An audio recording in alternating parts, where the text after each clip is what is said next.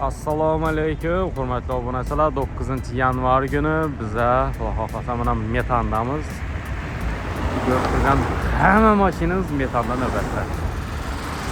Mana navbatlarimizdan boshlandi. Polni. Ketdi shunga qarabdi. Metanning navbatini chiqtirib turgan. Oqshomgi videoda aytgandim, hali bu oz bo'ldi ko'chalarda bir kun burun navbatimiz.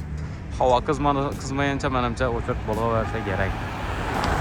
Havosi hali yaxshilashsa yuboradi lekin. Hozirgi metandan ko'ramiz. Bu graf metandagi navbatimiz. Bas. Valarimi buni? Yana baslikning o'dini bor ekan bu yerda. Necha so'm bu?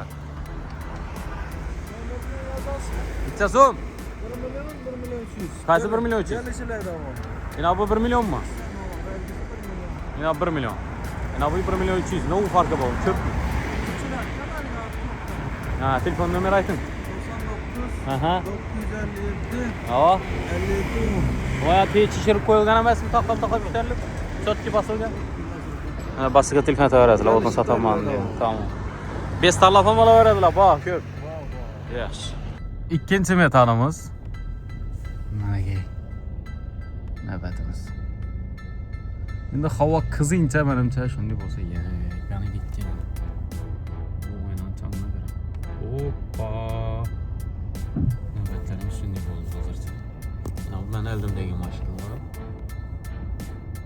Mana shu ketgan.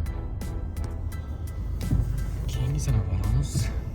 Hozircha navbatlarimiz shunday bo'lib turibdi. 4 kun metan o'chart.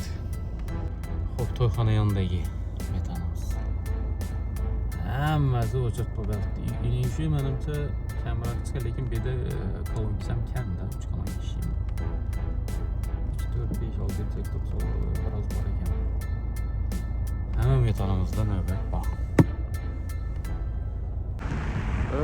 Navbatni boshi qashamasha bo'lib yotibdi.